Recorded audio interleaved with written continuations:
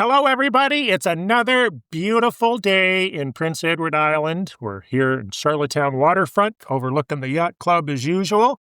And you said it was the first day of the fall? First day of the fall today, yes. Actually, you said it was the first day of spring. Well, I made a mistake. And to add, we have 2 cruise ships coming in today, Michael. Well, we're going to have to get out and get some walking, some pictures and video done for sure. Welcome to the Michael and Patty Show. I'm Michael. And I'm Patty. This is where we put the real in PEI real estate, Prince Edward Island's best resource for Prince Edward Island real estate and everything PEI, if I may say so myself. Yes, yeah. If you're new to the podcast, Patty and I bring you over 4 decades of hands-on, full-time PEI real estate experience, thousands of transactions handled, and no self-promotion. We're completely transparent. Our only goal here is to help buyers and sellers of real estate in PEI, and for that matter, anywhere in North America, because it's basically the same stuff. This doesn't just apply to the podcast, but also our new Facebook group, which we're up to about 748 members. And there's all kinds of stuff going on there now. And one of those subjects, which Patty says is a fairly niche subject. I don't look at it this way because I've done tons and tons of these applications. But apparently, according to Patty, they are reasonably rare, and I would suspect that's because the lack of U.S. buyers that we used to have before gobbling up all the waterfront properties. What we're talking about is IRAC, Island Regulatory Appeals Commission. If you're looking for information on it, go to irac.pe.ca, and maybe you, Patty, can tell us about the Facebook comment and what we rattled on about in the group. Yes. Well, I'm not saying that it is a rare instance that someone has to put in an IRAC application. I am, based on conversation and communication with other members of the Prince Edward Island Real Estate Association, am realizing that not, especially because we've had so many new agents, sales representatives getting into the business as a result of the pandemic, that they don't have the skills set of dealing with IRAC and how to best advise a client with regards to when do I get to submit an offer? You're really interested in this property, but according to IRAC, because it exceeds 5 acres or 165 feet of water frontage, there is a 90-day advertising requirement so that it gives fair opportunity or first opportunity to island residents to purchase or secure that property to try to maintain Prince Edward Island in the land of islanders. So that's the whole purpose of this IRAC application process and the 90 days advertising requirement. Now, best practice is to have it listed with a real estate agent because one would then be able to argue with IRAC in their application that there's been mass marketing or high exposure, which Realtor.ca, these properties would be featured on and be able to not only be promoted across Canada and Prince Edward Island, but anyone around the planet would be able to see this property. Another requirement of the Advertising Act, and then I'm going to get into the question, is there should be a sign or some sort of signage as well on the property so locals in the area are able to see it while they're driving by, and maybe they have a family member or friend or themselves personally might be interested. So the question that came in to our Facebook group was, and a very good question, that it is a buyer. They're from Quebec. They've been waiting for the 90-day period before making an offer.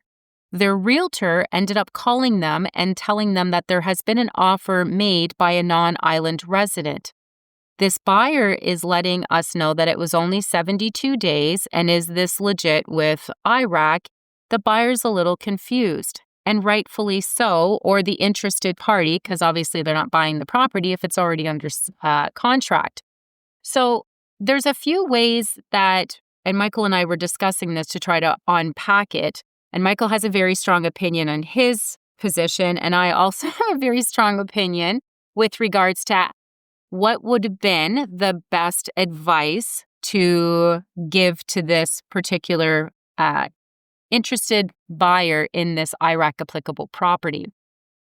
So this buyer was responded to and had been informed that typically if we are an agent who is very familiar with IRAC and the 90-day advertising requirement, we would be telling them to wait to submit their offer as close to the 90 days as possible.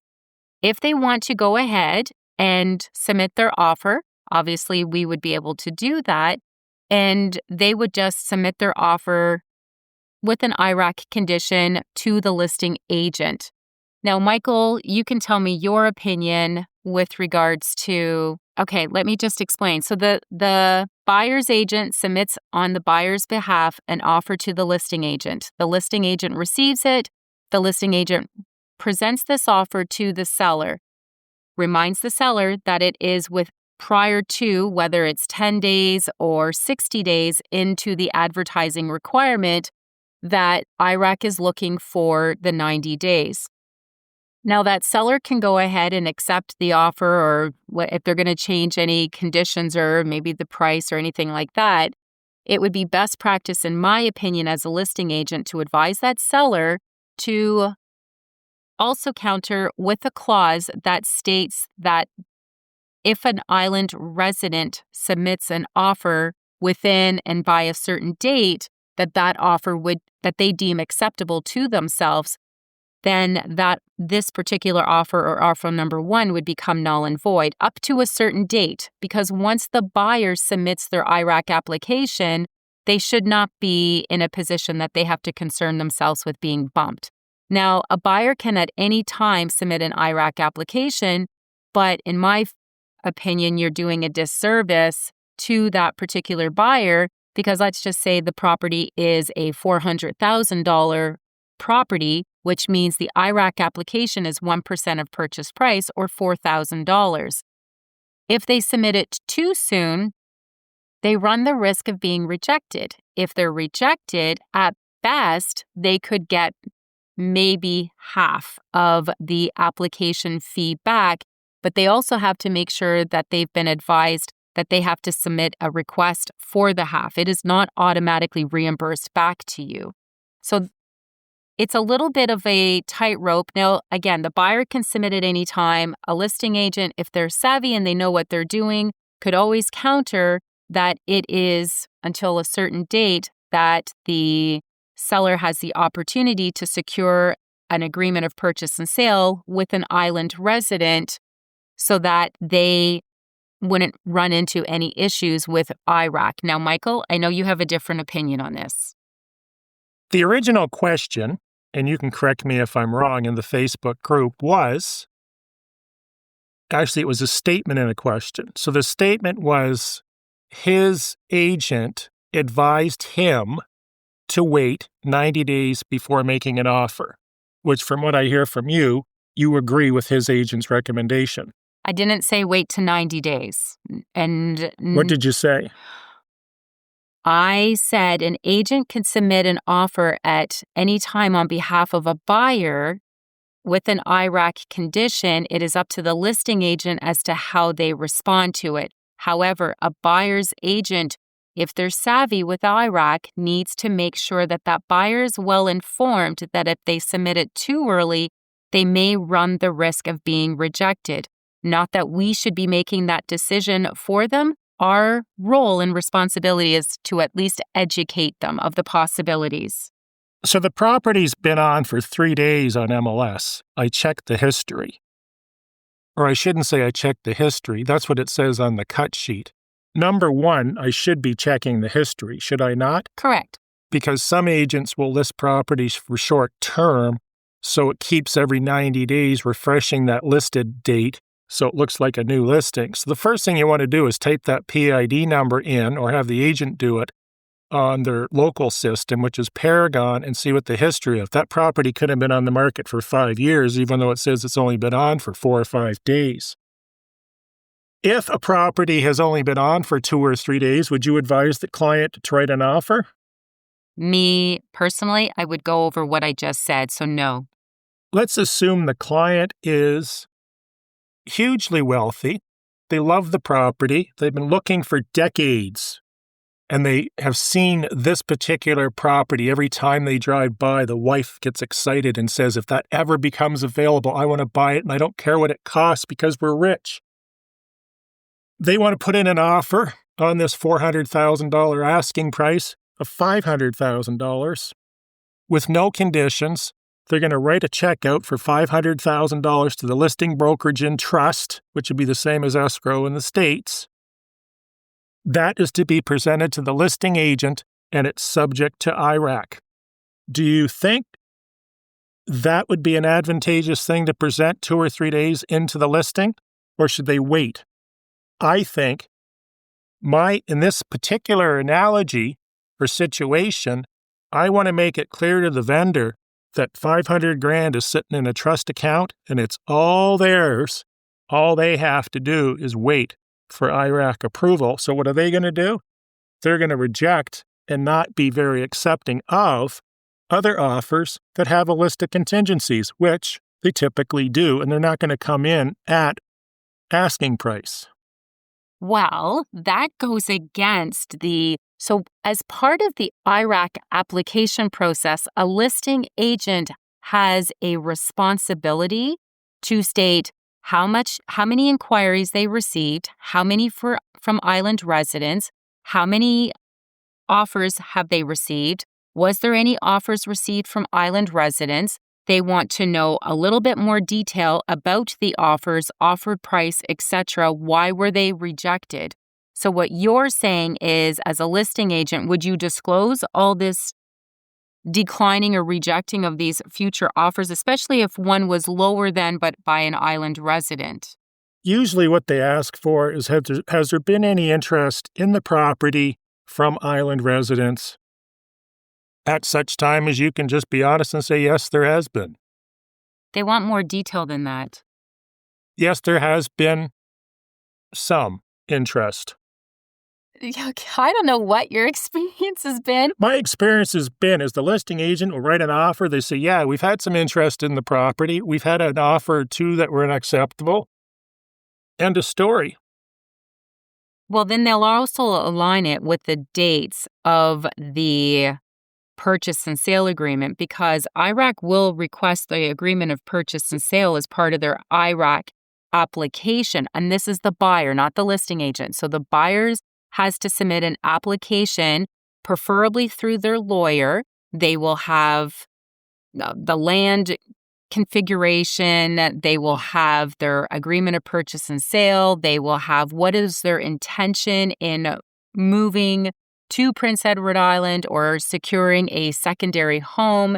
So that's all part of the buyer's responsibility. The seller's responsibility, which they need the assistance of their listing agent, is to be able to provide a letter saying, why should this seller be allowed to sell to this particular buyer?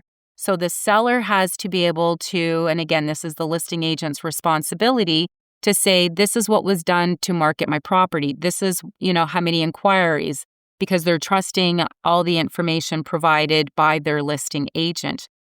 So that's what this whole process looks like when you are dealing with IRAC. I would never recommend to a seller that they would reject offers. If they don't like the price, that's fine. If you have a client like yours, Michael, that's willing to pay over $100,000 above list price because it is the property of their dreams, and they have cost is no concern to them, well then I still need to sleep at night, and I need to lay my head down on my pillow with a clear conscience. Sleeping. You've got I need someone to that's properly motivated. advise my seller. That's fine. Whatever the buyer's motivation is, I need to best advise my seller to set everybody up for success and not red flag my seller's property. Not turning this into an whole episode on IRAC. You got a seller that can't get a clean offer, even close to asking price. You got one buyer that's willing to pay $500 cash with no contingencies, willing to close as soon as possible, as soon as they get IRAC approval. you've advised them, any owner with any common sense is going to try to do everything they can to put that offer into play, which comes back to the original question, do you put your offer in right away? It depends on the buyer, the motivation, the financial risk they can tolerate, whether they can afford to throw away 1% of $500,000 and only get back possibly half. So bottom line, it depends on the purchaser. Let's not worry about the listing side at this point, but do check the history to make sure that even though that property says it's been on the market for 72 days, in Patty's example, it hasn't in fact been on for 3 years. Done? 100%. Let's move on. No, and I will say for this particular inquiry, if your agent had checked the history, you could have submitted your offer. It's all in how the listing agent wanted to respond and handle it. So it would have, it wasn't so black and white saying you can't submit an offer. It's never so black and white. There's a little bit more that could be involved. So the advice that the agent gave to the purchaser, which is Dennis. Yes. Or is it Denis? Patty and I are both taking French, and it's spelled Denis, so that would be Denis. So hello, Denis. See what kind of controversy you and your agent have started here? Bottom line is you don't tell somebody they have to wait 90 days. If I'm a purchaser, I'm motivated, I got oodles of cash, I want to get my offer in there the day the listing shows live because I want to plant that seed in the vendor's head. So hopefully they're going to do everything they can to accept my offer. Moving along to something you can cover. What's that? The properties an agent lists will produce the buyers that would be attracted to that type of listing. An example might be, I specialize in rusty old 50-year-old mini homes up west. And that off the grid. Yes. Under $5,000. Is that going to attract people looking for waterfront houses for $2 million on a white sandy beach in Surrey? No, and there's a good reason for it. The reason is when a buyer is looking for a property of certain niche products, whether it's, like you said, a rusty old mini home or a farm property or a cottage recreational or a residential property, you want to make sure that you're dealing with that particular kind of agent because, as we just covered with Denis, if you have an agent that may not be so savvy with IRAC applicable properties, you may not be getting the best service or advice. If you're dealing with someone with cottage rec properties, which I know you have specialized in, Michael, for years, decades, you know all the ins and outs and are able to predict or foresee these might be issues based on the profile of that particular buyer client, and maybe be able to advise your seller of some issues that might arise and collect the right data or information. Farm properties is another niche kind of market. You want to make sure that a farm property isn't just about purchasing the barns and the house and the arable land. There could be far more details in there based on who's their supplier for their feed, their how much feed, what is their numbers. A typical agent who's not savvy in farm properties would not know to ask certain questions like that, but a farm realtor would know.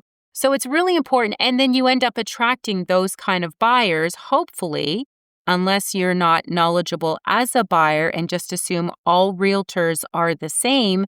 We are not. We each will have our own kind of niche market that we seem to just feel far more confident in or have the skill set, experience in. And those will be the types of buyers that should end up being attracted to those particular agents with that skill set. So that's just to be knowledgeable if you're a buyer, not just to call any random person. Ask them, what kind of properties do you typically sell? Because you want to make sure you're being properly advised and serviced. Good, Michael? Very good, Patty. I was just looking at the fancy, loud sports car that just pulled in beside us. Yes. From our podcast, we always tell you to deal with an experienced agent. That comes down to somebody with 10,000 hours of full-time PEI real estate experience, which works out to 5 years and 1,000 transactions handled. But I was listening to a podcast here that was quite interesting. It's a real estate podcast, mainly for real estate agents and brokers. And what they said is they knew of an agent that was 19 years old that did 100 transactions in his first year, which is truly exceptional. Awesome. Most agents don't see 100 transactions in a year ever. Some of them might see it in decades, but 100 transactions in a year is fantastic. Would you consider that person an expert? I wouldn't say necessarily an expert, but whatever they're doing it right. If they can repeat it a couple times, absolutely. So one deal equals a month's experience. So that means that particular newer agent or young agent, we will say, has what would that work out to? About 5 years experience already as a result of those 100 transactions? I've lost you in the math. Oh, well, you're saying they did 100 transactions and one transaction is equal to 1 month's experience. So 12 transactions. So it's 100 months. So it's 100 divided by 12. That's why So I it's said good. about 5 years at Yep. least. At least 5 There's years. the math. What did this agent do for the agents and brokers that are listening to this podcast? I'll ask you, did he find some secret recipe, secret methodology, a secret training course? Maybe a secret YouTube video that gave him the inside secrets to being successful at real estate? Maybe he took an abundance of courses. What did he do?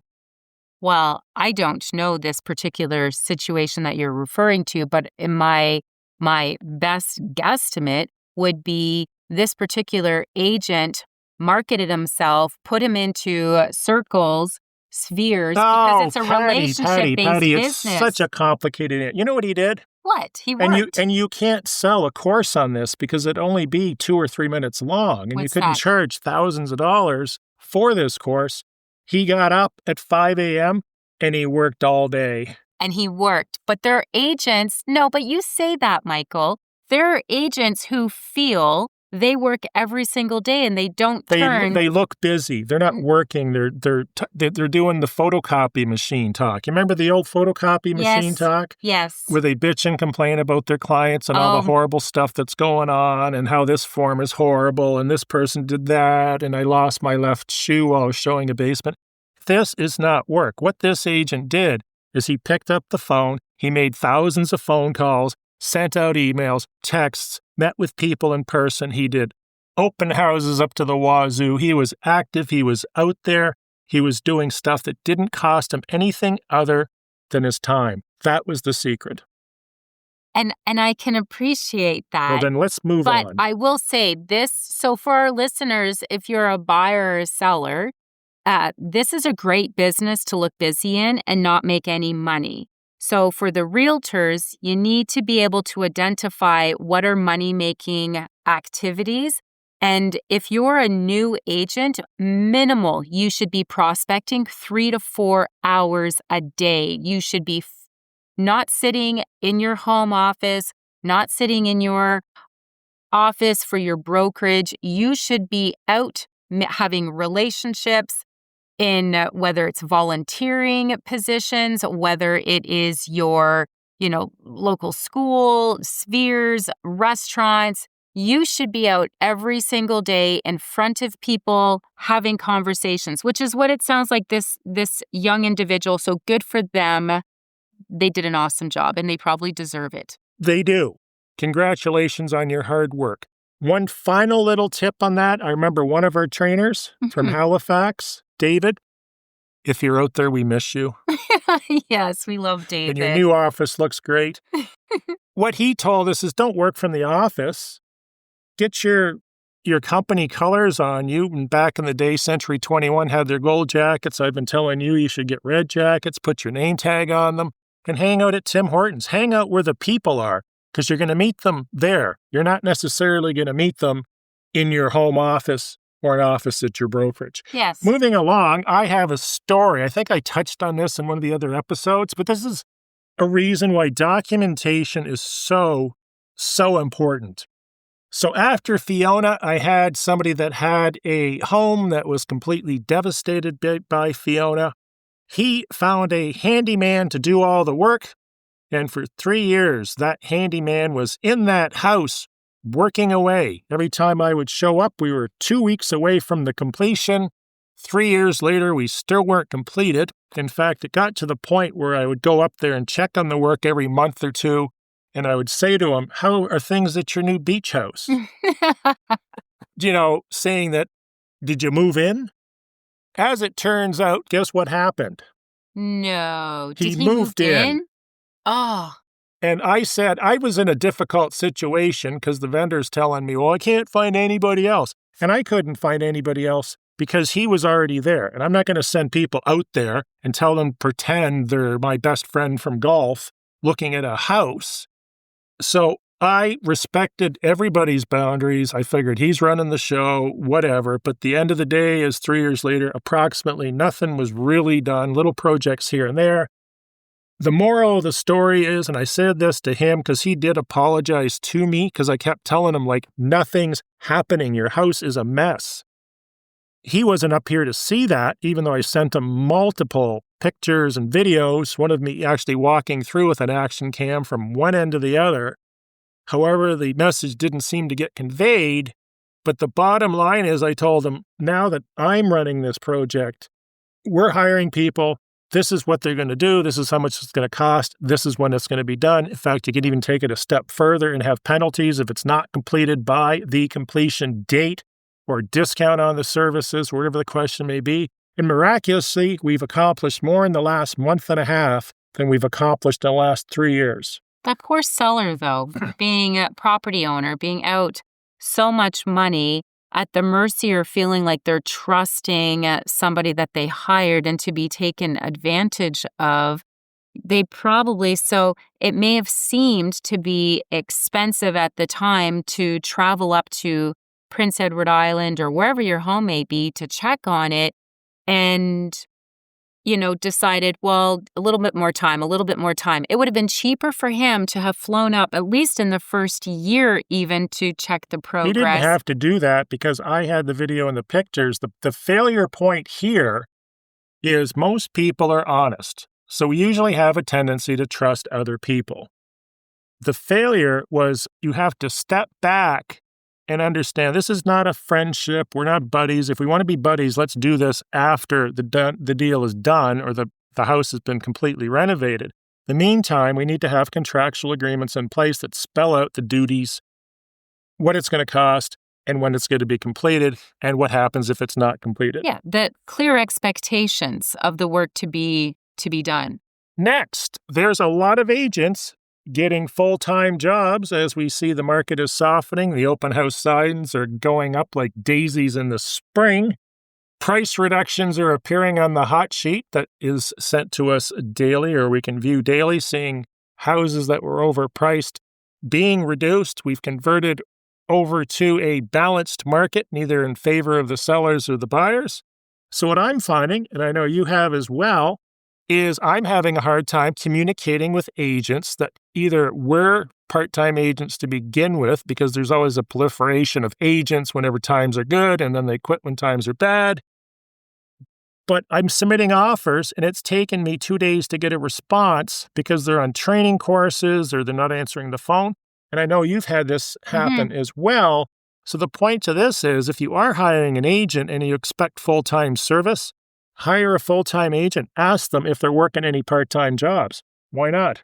Yeah, but they may not, as a seller, you may not realize what could end up happening or impacting the sale of your property. And as a buyer, you may just, again, it could be a family member or friend that you are wanting to do a favor to and give them, the sale, the job, if you will.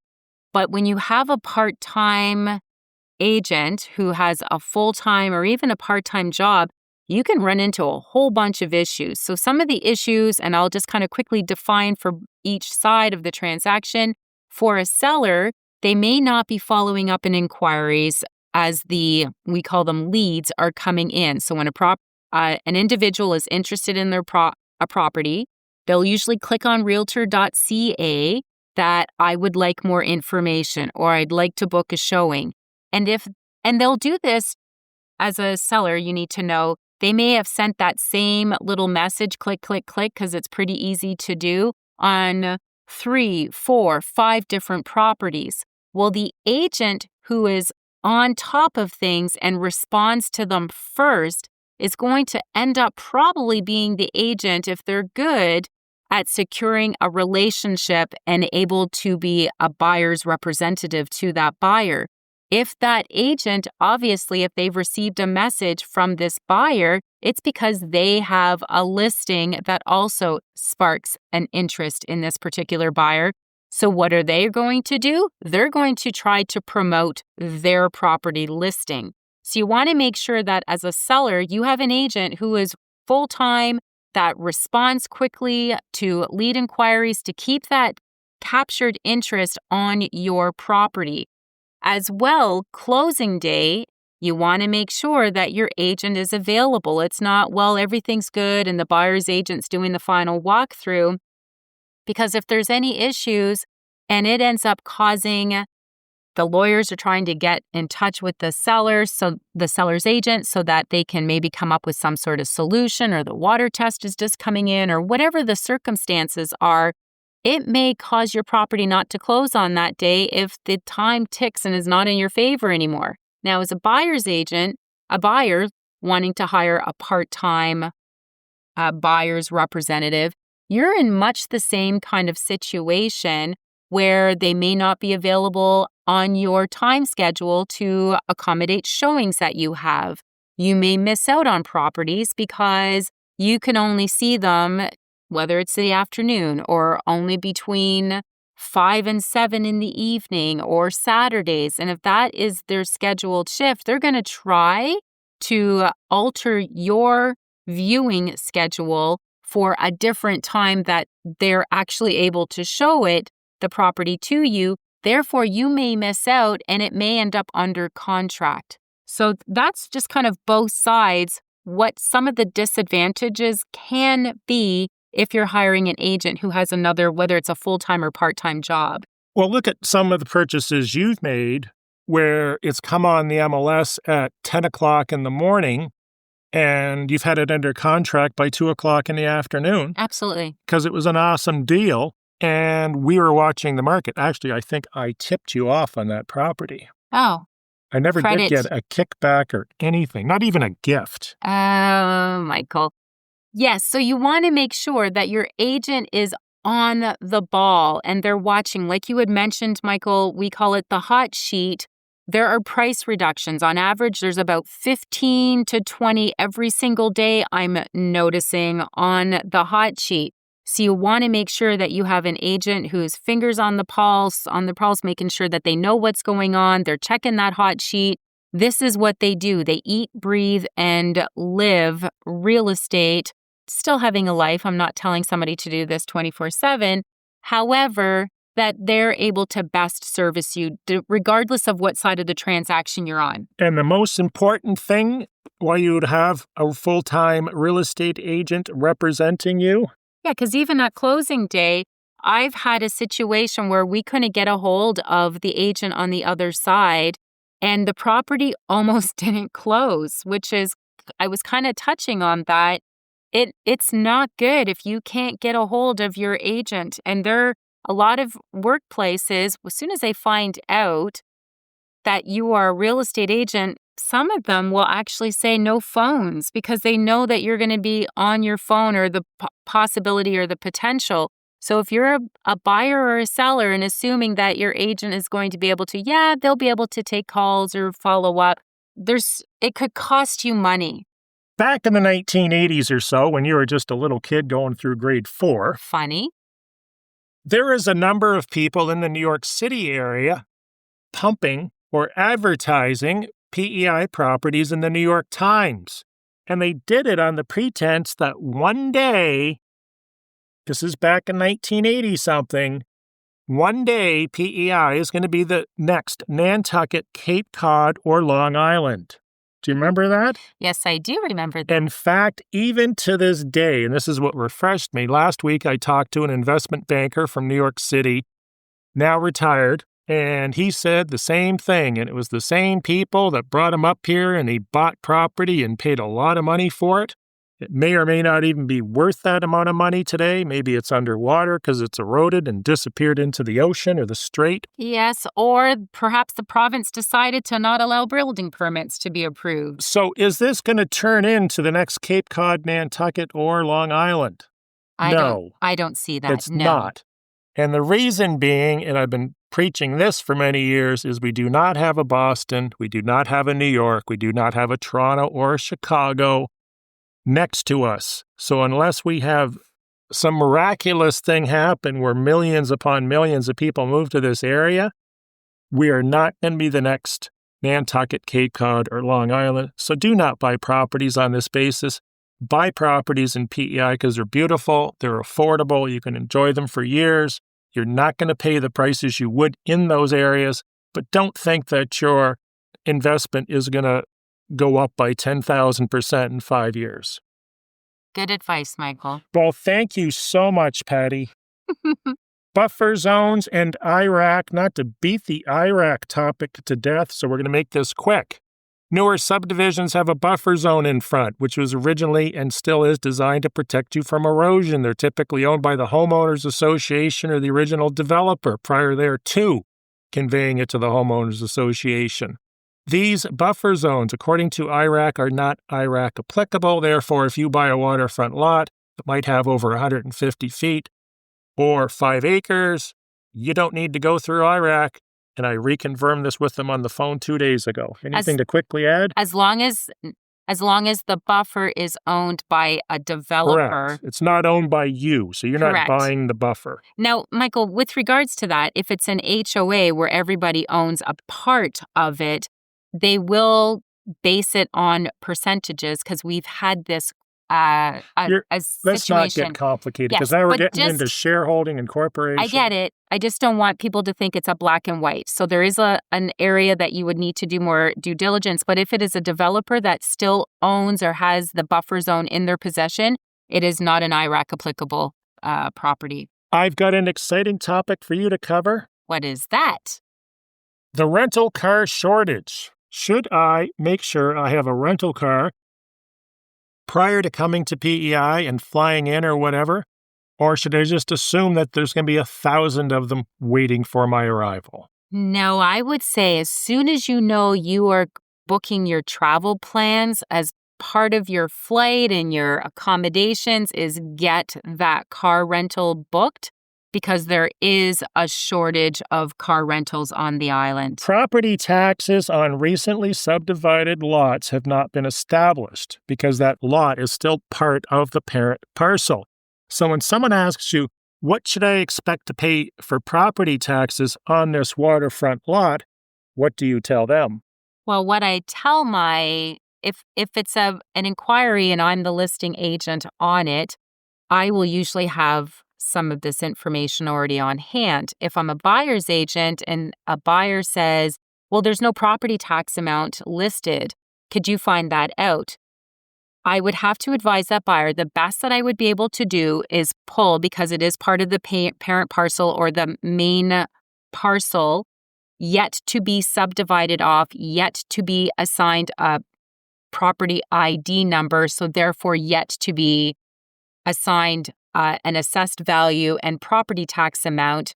I would look at whatever has sold already within the subdivision and not developed if it's a piece of land to get an approximation of what this particular buyer could expect, depending on the year, too, that the lot that was sold off within the subdivision was sold. Now, if you are the person being the first one to buy in this new subdivision, again, that it gets a little tricky. You could call the province and have a conversation. they may or may not be able to provide a number because it would be the first property in They the should be able area. to provide a number based on the assessment value, which shouldn't exceed the purchase price typically. But there's none. It's a new subdivision. But they're buying a waterfront lot for $100,000. The assessment value typically, if they all sell for about that same amount, and if that amount is conceivable or would be construed as an average or median value for that property, the province should be able to tell you what the property tax it should be. In addition to that, if you're an island resident, you would receive a discount of approximately a third, but we won't get into that conversation. But they should be able to give you a rough guesstimate based on what you're purchasing it for, assuming you're not overpaying or underpaying. Or, now you say that, but that's assuming it's already under contract. It's a brand new subdivision and listing, and the seller has thrown out, this is what I want for every single lot. So the value is yet to be confidently determined. Now, the very fact that you're interested in it may have value, but you also don't want to be the first one that ends up paying an inflated price only to find out you paid $100 and the lots were only worth $65, $70. Next subject. Okay.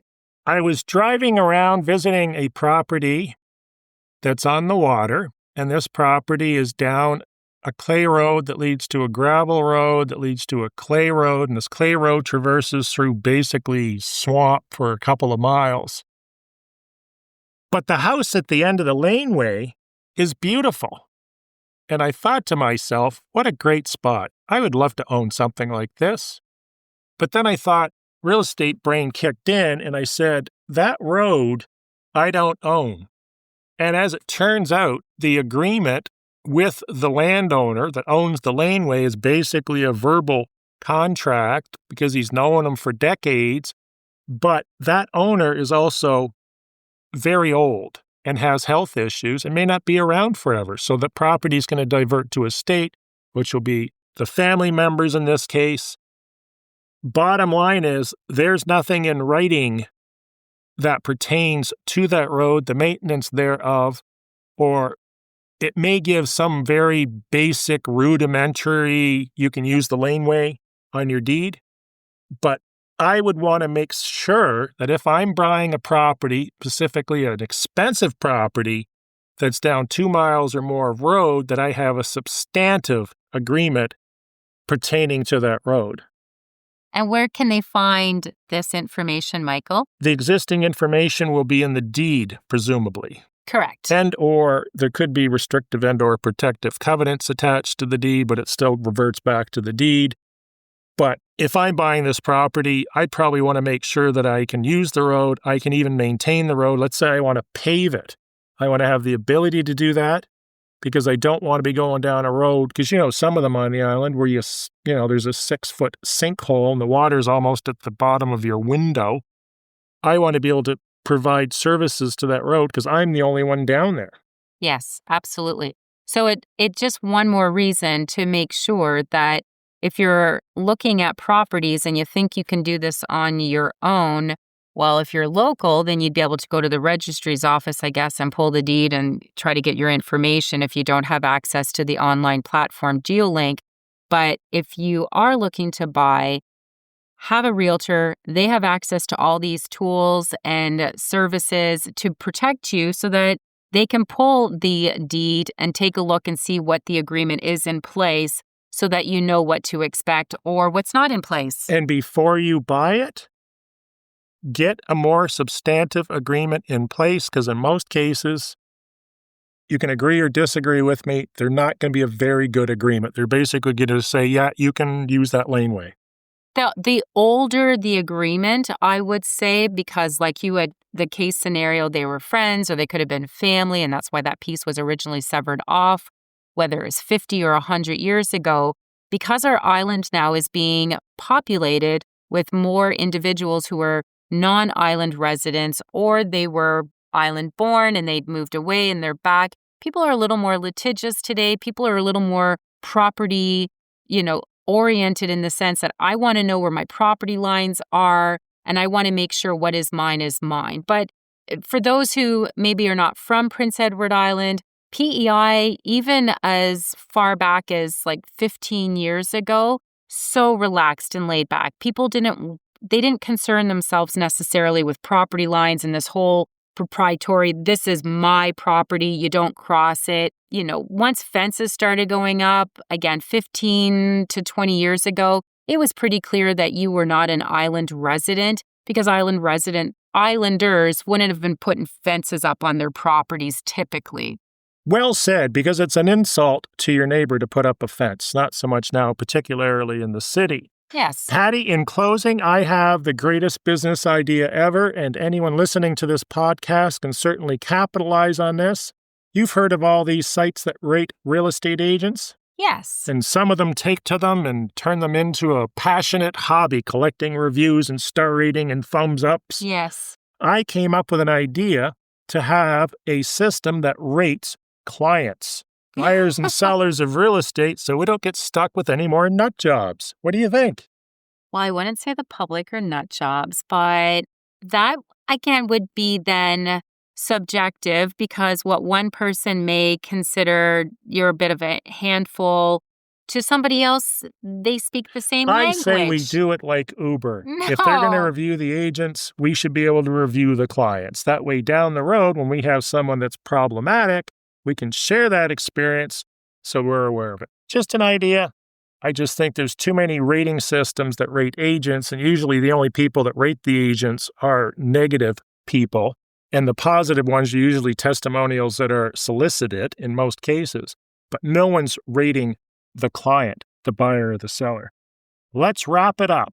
Thanks again for listening to another episode of the Michael and Patty Show, otherwise known as MAPS, Prince Edward Island's podcast that completely pertains to buying and selling and a little bit of PEI fun facts.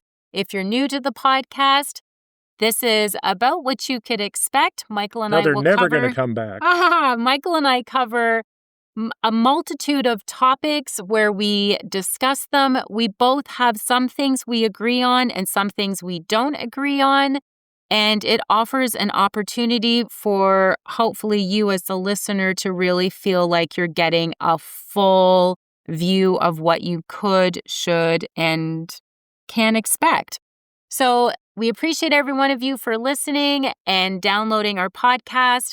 We also look forward to all our listeners continuing to look up the Moving to Prince Edward Island from the Michael and Patty Show Facebook group, which is a continuation of this, so that you can continue to just be part of the conversation and throw your questions out and just keep everyone being well informed. So when you go to Facebook, search for the Michael and Patty Show.